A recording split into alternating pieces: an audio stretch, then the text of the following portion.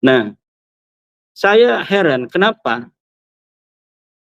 surat semacam ini bisa keluar walaupun dengan resiko yang sangat besar, dan saya kira surat yang beresiko ini sudah dihitung. Kenapa mereka berani mengambil resiko untuk mengeluarkan surat yang akan menjadi gunjang-ganjing semacam ini, padahal tidak ada manfaat untuk Nahdiyin di akar rumput. Tapi dengan isu nasab, kenapa mereka tidak berani untuk bersikap tegas, padahal yang demikian itu sangat bermanfaat untuk warga Nahdiyin di bawah. Pertanyaannya, apakah masih ada perhatian mereka terhadap Nahdiyin di bawah? Pengurus PBNU itu harus ada dua syarat.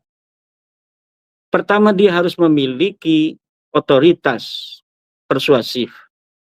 Yang kedua, dia harus memiliki otoritas koersif. Otoritas koersif sebagai seorang Rais Am misalnya, atau seorang ketua umum, ini sudah otoritas lazimah. Ketika dia menjadi seorang ketua umum, maka pasti dia memiliki otoritas koersif terhadap lembaga, terhadap PWNU, terhadap PCNU. Ketika seorang diangkat menjadi Rais Am, maka dia secara otomatis memiliki otoritas koersif karena berkait dengan struktural.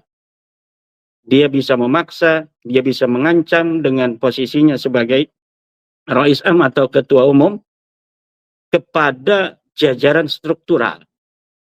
Tetapi untuk warga Nahdiyin, otoritas koersif ini tidak diperlukan.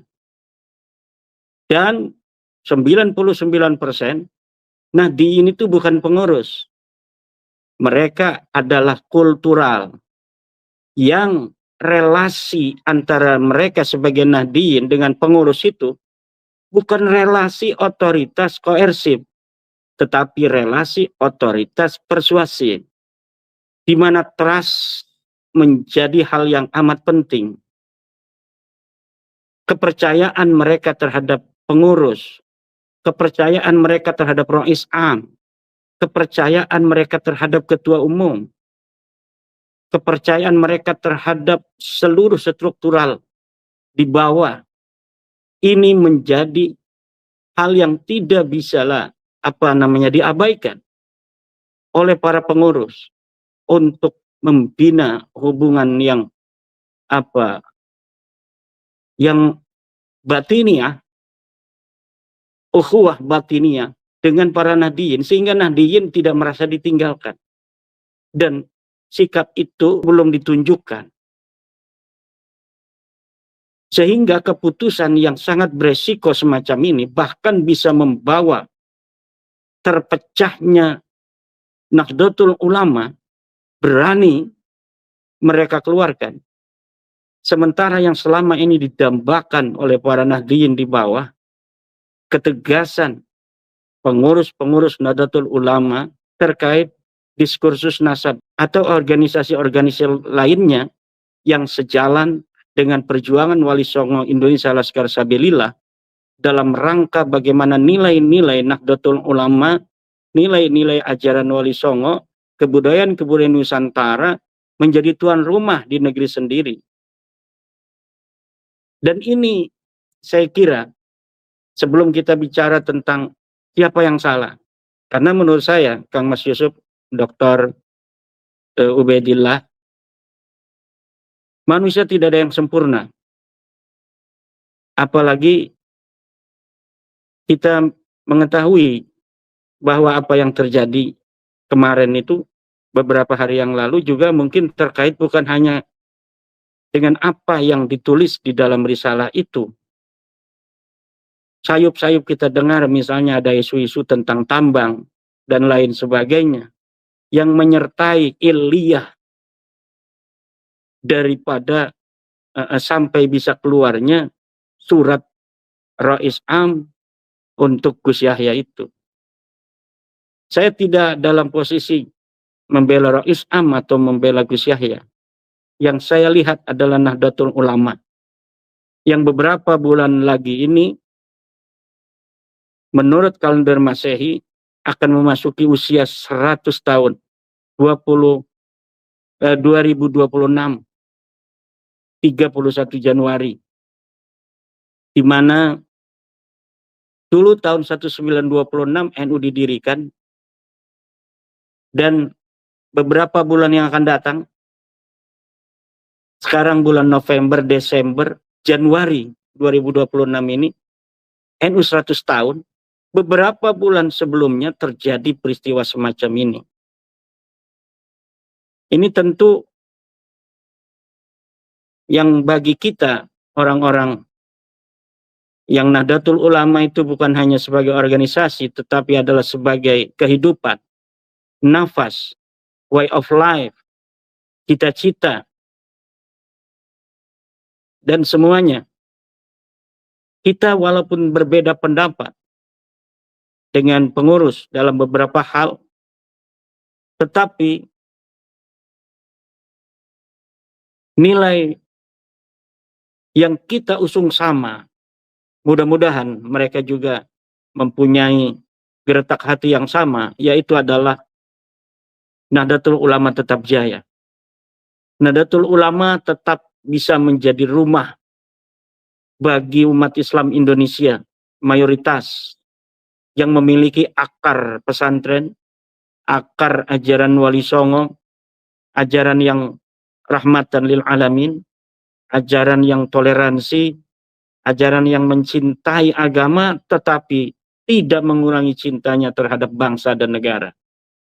Dan ini adalah ajaran-ajaran yang harus dijaga. Memang ada persimpangan jalan dari para aktivis Nahdlatul Ulama antara tetap berjalan dalam nilai ansi atau akomodatif terhadap politik misalnya. Ini selalu ada, dan itu ijtihad temporal dari para ulama-ulama kita. Dan itu hal-hal biasa. Bahkan terkadang akomodatif terhadap politik itu sangat penting. Ketika misalnya Nahdlatul Ulama dalam kepengurusan Gus Yahya ini dengan Kiai Miftah yang memiliki hubungan yang tidak baik dengan PKB, ini sudah kita rasakan kerugian-kerugian sebagai NU sebagai organisasi, juga Nahdiyin sebagai warga Nahdlatul Ulama. Ada kerugian-kerugian. Kenapa? Karena yang seharusnya PKB yang mendeklarasikan diri sebagai perpanjangan penyambung lidah politik warga Nahdiyin, yang seharusnya disambut dengan tangan terbuka oleh pengurus Nahdlatul Ulama hari ini, tapi kita lihat sendiri bahwa ada upaya menyamakan seluruh partai politik di Indonesia ini, relasinya dengan PBNU disamakan. Nggak bisa. Gus Yahya beralasan bahwa NU itu katanya warganya hampir 130 juta. Tapi yang di PKB hanya beberapa persen. Sisanya itu katanya ada di Golkar, ada di PDI, dan di partai lainnya. Kalau kita hanya menjadikan PKB sebagai perpanjangan politik warga Nahdiyin, maka berarti kita mengabaikan Nahdiyin lainnya. Itu cara berpikir yang salah dan merugikan sekali. Kalau partai lain itu dapat merayu orang-orang NU untuk mencoblos partai mereka, itu hal-hal yang tidak berbasis ideologis. Tidak ada cita-cita politik ke NU-an. Tetapi di PKB beda. Orang yang memilih PKB itu ada ideologis yang diperjuangkan. Dan PKB yang mendeklarasikan sebagai partai daripada Nahdlatul Ulama, tentu yang diperjuangkan dia di parlemen adalah tentang kepentingan-kepentingan Nahdlatul Ulama. Lalu bagaimana kepentingan apa partai yang memperjuangkan kepentingan Nahdlatul Ulama malah diabaikan oleh Gus Yahya dan pengurus PBNU lainnya. Ini cara berpikir yang saya kira ini teguran dari Allah untuk Gus Yahya bahwa Anda salah selama ini.